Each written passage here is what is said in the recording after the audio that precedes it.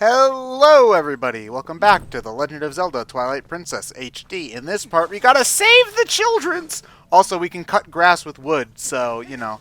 It's a very sharp wood. Very sharp. Well, to be fair, it's made of wood. You can make wood sharp. It's good just, luck keeping it that way. Yeah, good luck keeping it that way, exactly. We also get the world's least oil-efficient lantern imaginable. Which, I mean, granted, we got it from the guy who's trying to sell us oil, so that makes sense. But still. It's like printers. Oh, Buy you know more what? ink cartridges. Oh, okay, Lantern, we want you to cast yellow light. I'm out of blue, but we just need yellow light. Oh, that's Lantern. I'm out of blue oil. Sorry, you need to pick up more, like, right now. Not printing anything otherwise. So thankfully you don't really even need to use the lantern too much outside of the beginning of the game. So I try to. I mean, you could just turn up the game's brightness. Yeah, but that takes work, and also would make editing this a pain in the ass. So you know, I don't feel like it. To be fair, when it comes to printer ink, which I assume is what you were joking about, to get a different shade of yellow, you would need to use certain quantities of blue and red ink. Yeah, but there's also times where you want to do black, and it's like, I'm out of red, and it's like, but I want Yeah, but black. in this game, green ink doesn't do anything. And it's also like, if you're at like 25% ink, then it's like, nah, I'm not even gonna try. You're done. You're done printing everything. So you know. You do need quantities of colored ink to get like grays and stuff. We're not asking for grades. We're just trying to print out a Word document. Oh, How long did you play this game before you realized there's no magic meter in here? Even though there wasn't one screenshot on the back of the GameCube and Wii box. Oh, Yeah, there was originally one. Yeah, but how long did you guys play until you realized where's the magic meter? I didn't even think about it until just now. Now that you I don't really mention it. care because the items in this game are boss, and you don't need no wimpy magic anyway. So, I didn't even know what a magic meter in the context of Zelda was until after this game. So honestly, most magic in Zelda kind of sucks. Anyway, like Okay, but also fire arrows. What about the? Well, no, you're getting about the best spell of all in Zelda, the spell. What? Wait, what? Well, you don't know you don't. Oh yeah, you probably have never played Zelda 2. No, I have not. The spell. What is the spell? It is this. Well, it transforms certain enemies into weaker enemies, but it's literally just called spell. Wow, I thought Dragon Warrior calling its attack spell hurt was dumb. Okay. Oh, wait, Final Fantasy did that too. I cast hurt. What the hell is that? I don't know. It's probably something that works a hell of a lot better in Japanese than in likely so. So yeah. It would also involve, probably getting it to be something good would have involved hiring somebody who could translate, and this is the 80s, we don't have the money You only for got that. 4 letters. Yeah, 4 letters in English is probably a much longer word in Japanese. So. Was it spelled like S-P-E-L with no second L? I think it had 2 L's. Oh, No, yeah, see, they had Zelda extra choice, money yeah. for that. Okay. Yeah. And it's not raking in that Zelda money from before. The problem with translating those old Japanese games, though, is that you would have really had to mess with the data and the amount of space things took up if you added extra letters. So. Yeah, so anyway, now, I know a lot of people complain about the beginning of this game, and there is some reason to it, but I do think that they do, while there are some slow parts, I do think that they do a good job of introducing Zelda-like concepts before you get to the first dungeon. Because it's not like you're doing nothing before you get to the first dungeon. Like, you're going through an area and you're fighting some enemies and looking for stuff. And then you have some, honestly, I think, pretty cool things with the wolf when we get to that eventually. It's not like you're just watching cutscenes for an hour before you get to the first dungeon. Yeah, this is true. This sort of introductory forest area actually kind of reminds me of Link's Awakening, where you have to go through a forest and find Mario who's high on mushrooms or something. Wait, excuse me? He has a problem. It's not the worst intro in Zelda, but it's just a long one. Also, Yeah. can Like, we talk about 5 heart pieces per container? Yeah, that was weird. That irks me so bad. They could have cut some stuff out and streamlined some other stuff and made this intro just as wholesome and good at introducing Link's place in the village without necessarily taking forever. I mean, the Dragon Quest 11. I think it's 11. Is it 11? Yeah, it's The pretty newest sure one's it's 11. yeah. Yes. I keep mixing up 9 and 11, and I'm not sure why. Maybe it's because Dragon Quest 9 does not exist for me. But I'm just a snob who hates portable gaming. What was I saying? Oh yeah, Dragon Quest 11 has an opening village portion too, and it doesn't take quite as long as Twilight Princess does. You also do the dungeon in that game before, like, the town stuff, which I think helps. It helps. Helps a little it gets bit. it gets you into the gameplay loop a little faster, Yeah. Just looking at it, video-wise, going through it again, it very much makes me realize that this was kind of the start of kind of the Wii era. We had to explain everything constantly. Yeah, at least at the start. And it's one of those. They tried to change this game to a more realistic art style after Wind Waker to try to appeal to Ocarina and older fans, which takes up more of Zelda's fan base than other Nintendo franchises. I was in So I that feel like camp. I feel like they kind of shot themselves in the foot a little bit. So I think at least even with, as we show with Breath of the Wild, they realize, okay, most people playing Zelda games have played a video game before. We don't need to explain everything. This game is also heralded by the man who believes that That every blue video ruby, game is though. someone's Let me get it. first. No, Sorry. get me. No. This game is led by a guy who believes that every video game is someone's first. So Which is a technical truth. It's also a matter of video games are far more ubiquitous now than when you started Miyamoto. Yeah. It's a thing where, okay, yeah, you do need to balance the beginning crowd with the existing crowd.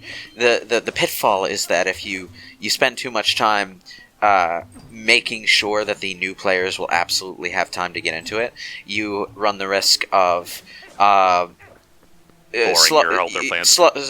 closing down the fast track for people who already know what they're doing. So there are actually a lot of games that fall into this trap. Devil May Cry 4 has that long tutorial with Dante at the beginning. That Pokemon stopped giving you the option to skip how to catch a Pokemon. yeah, Pokemon, yeah, that too. And then there's I'm recording it now. Even like a rhythm game, Hatsune Miku Project Eva X has that same problem where they lock everything behind the story mode, which is designed for little babies who don't know how to play rhythm games at all. I thought Hatsune Miku also had goat wrangling. How many tutorials do you need for a Rhythm for, game. for a Well, rhythm game? it's the tutorial itself is something that you're actually allowed to skip. There's a dialogue option that says, "I'm ready to go," or "What do I do?" And if you pick what do I do, you play the tutorial. If you pick "I'm ready to go," you'll skip the tutorial, and Miku will just say you can play the tutorial if you go to the options menu. But the actual story mode is what you need to play to unlock the songs in free play mode, and you're not allowed to even touch the songs in free play mode until you've beaten them in the story mode. And the story mode only lets you play the normal mode or the easy mode. You can't start off on hard like you can in free play mode. In fact, once you unlock the free play mode, you can jump straight into extreme as soon as you want. But you kind of have to play through the whole story mode in order to get all the songs in free play mode, and that peeved a lot of existing Miku players off. I'll say that. That does sound kind of dumb. I don't even play Miku or like rhythm games in general, but just locking it behind that for that specific type of game seems kind of counterintuitive. To put it in perspective, Persona 4 Dancing All Night, which came out before this particular game, has a story mode, but you don't need to play the story mode to unlock the songs. You can just go into free dance and, rhythm game away until you have everything. The only things that are locked behind the story mode are like the costume shops for specific characters that are story essential. Yeah, that sounds a lot more reasonable. Yeah, that actually- makes a lot more sense. That reminds me of Dance Dance Revolution Mario Mix, which did the same thing. But the thing is that in the free play mode, if you try to go to free play first without playing the story mode, the only song that you can play in that game is literally Twinkle Twinkle Little Star. I'm not even joking. That almost sounds like it's making fun of the player, but That's funny. That's really funny. And the story mode, I will say, is a treat. It's certainly something. Everybody should play it at least once. I think it's have the it only and I time wanna play it, but I Waluigi don't have a is a pad. boss. Well, the point I was trying to make, though, is that, it's fine to have an avenue for new players to get into it, but especially if you're part of an existing franchise with a large existing fan base who all know what they're doing because they've played your game before, you should probably at least have an option for players who know what they're doing so that they can get into the swing of things without having to sit there relearning the things they already know. Well, one Yeah. thing that this game is trying to do that I do appreciate is that since this game is trying to be more cinematic in general, it does try to tie in the tutorials with the I forgot the goats could get angry at you. yeah the game does try to tie in the tutorials with the story as well. And This you doesn't know, need to be here, though. The yeah, second no, goat well, or having anything. to goat twice is a waste of time, especially since you do need to do it a third time in order to get a heart piece later. So this could have been skipped, but since I have to do it, you have to watch it. It is required, so Yeah, I that's kind kinda how of they like. work. They wanted to establish that Link is a really diligent worker within this village, so they have you do his day job twice. But But this doesn't advance my confidence, though. They should have, honestly, they probably shouldn't have had the goats the first time. I would have just had the goats here because you don't need the tutorial on how to ride Epona until this point anyway. And Yeah. it would have been a cooldown it would have got you to the action scene further, and this could have been a cooldown from the action scene. I agree were there, just in. actually. Yeah. Make the first goat sequence just a short little cutscene that establishes that you are a goat herder and prepares you for the goat mini game later on. These goats are assholes also, by the way. Well, Like, yeah, first- they established that when they knocked you off your horse, didn't they? Yeah, but also, like, they break out constantly and ram into people for fun. Which I More suppose li- is no, more like this- accurate. I was gonna say more like this guy is a complete failure as his job as a ranch hand. Well, I mean, that's also true. But, But you know what though? This is like ultimately one of the reasons why I find it harder to go back to Ocarina and Twilight Princess compared to Link to the Past and Link Between Worlds. I understand that those games are doing their own thing, and I respect them for that. But it's like at this point in time in Link to the Past or even Link Between Worlds, I'm already in like the second dungeon. Well, yeah. I mean that's same with Ocarina of Time for the most part. In 2D RPGs, doesn't matter if it's turn-based or action-based, the pace is generally faster than in 3D ones because everything takes longer. Getting to the other side of a room takes longer. Getting to the other side of a one-room house which takes is why longer. I won't give Ocarina. I won't give the 3D Zelda games in general like too much shit about that because obviously they're of a much bigger scale. Yeah. But it just makes repeat visits a little more. Yeah, arduous. the scope and three-dimensional nature of things just makes it so that every aspect of the game, even the faster-paced aspects of the game, are more ponderous and deliberate on the player's part. Yeah. Again, like we sort of joke, where and Ryan made the comment last time, but he makes a save file for when this is all done, so you don't have to do any of this again. And it's like, well, you don't really have to. I mean, you can do that in Link to the Past if you want to. Well, but- it doesn't. It's the thing is, I guess it depends on how much the story matters to you, or if you want to see the same story again.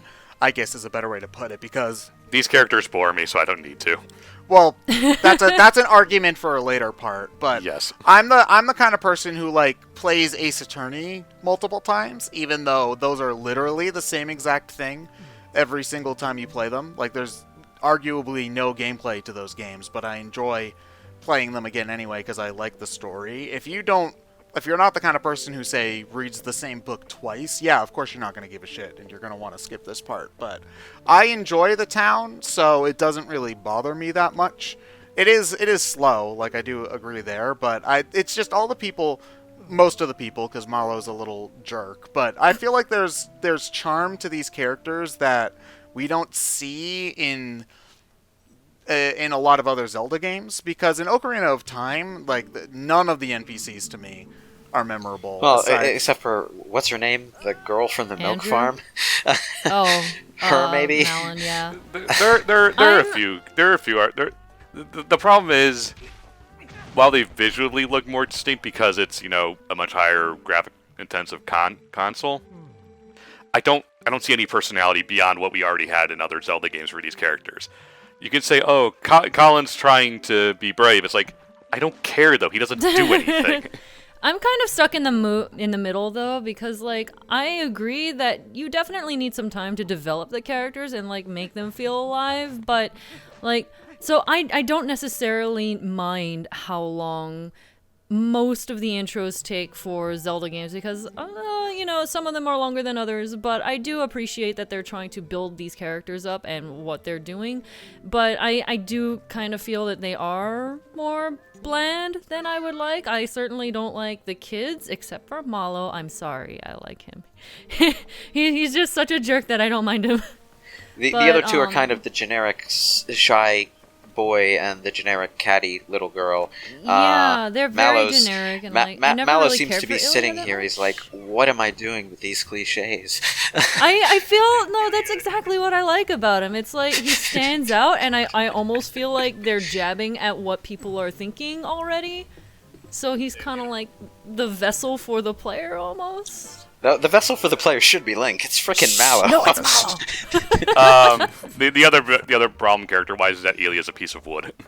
Oh no, Ilya is the there's 3 love interests in this game. The least interesting one is the one that it's implied Link ends up with, which is annoying. It's so, it's the least interesting narratively, I think, from our perspective, more so than the Japanese audience really likes that kind of character. Is the main thing I'm saying. It's kind of a cultural thing. No, it definitely makes sense because you were talking about Dragon Quest XI. The same character is basically in that game. Yeah, game that character, the endearingly feminine girl best friend who Childhood friend. Yeah, the childhood friend is in like every shonen thing ever, and the whole I have to leave this character behind and I can't be with them until my adventure is through trope is basically the entire plot of Detective Conan. But I mean, Saria is basically the same thing on Ocarina of Time, and I like her a heck of a lot better, even though she technically doesn't do as much as Ilya. Like, well, I mean, in the intro, at least. Oh, you see, She's I'd nowhere argue near that as- she doesn't. I'd say Saria does more than Ilya. You just see Ilya more often. Yeah, that's more Yeah. what I meant. Like, Saria is more important to this overall story, but Ilya just like, I don't know, she's just there. Yeah, I mean, well, a trope is a trope, but you can always execute a trope better or worse. Yeah. Well, I mean, the other problem character-wise in this game is that, at least in A Link to the Past through the N64, you have the excuse of, okay, story isn't as huge an issue, so Link being a piece of wood, regardless, is a little bit more forgivable.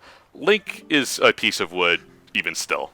He's like he has moments. I will say that. Like cringing away from Ilya when she was getting on his case about injuring his horse was nice. It almost looked like there was a person in there for a few seconds. Almost. But Twilight Princess Link isn't terrible as a Link. Like he kind of exists somewhere in between Ocarina of Time Link, who has no personality at all, and Wind Waker Link, who is an absolute joy to be around.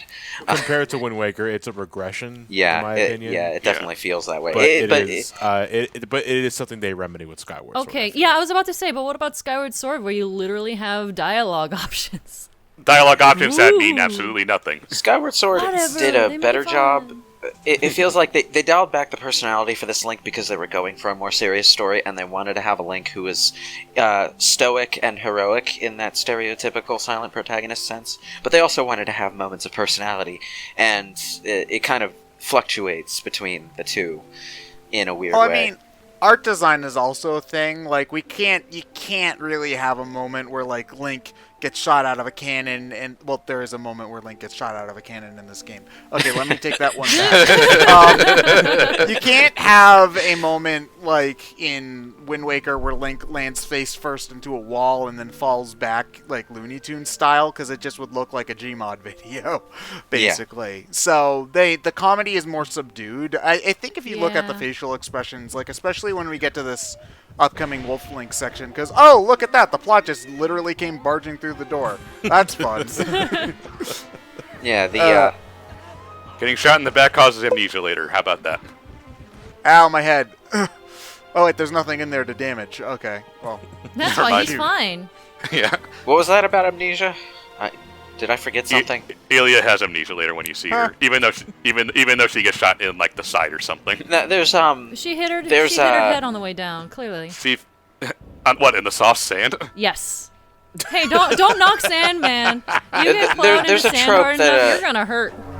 There's a trope that I've seen more often in Japanese games than anywhere else, where trauma causes stuff like amnesia, blindness, or other disabilities, which I think is a real thing, but Japanese storytelling seems to make more use of it than Western storytelling, because it comes off as really weird when it happens too often.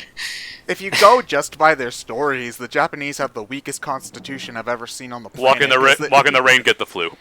Yeah, if you so much as stay outside for more than 2 seconds in the rain, you're gonna be deathly ill in 5 minutes. It's a really weird balance, because if you go by Japanese stories, they get sick the easiest, and they have the most out of nowhere nosebleeds, but they're also made of frickin' adamantium and can take the worst beatings without flinching. So It depends on what looks coolest, you know? If it makes them look cool, then why not?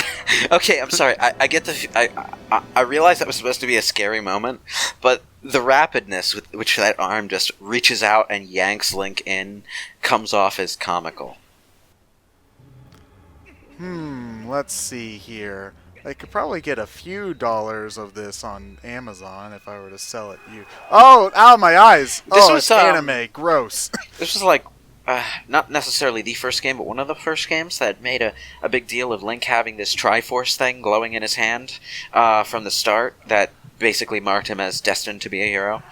Wasn't it? Oh no, he's a furry! No! Oh no. Sonic Fox. You are right, Lois. Like, it is the first game to really just like have it from the get-go on his palm. Well, not palm, but the back Well, of his hand. I think you might have been able to see it Wind Waker. I'm not sure. I might be crossing. Well, no, he didn't have it because No, he had to go on the Triforce Yeah, he had quest to, in he had order to to. earn that. Oh yeah. The point though is that like from this point on, they kind of made that a recurring thing in the series. Like even in the Dynasty Warriors game, they did that, didn't they? Technically, it first happened in Ocarina of Time, but he had to get it.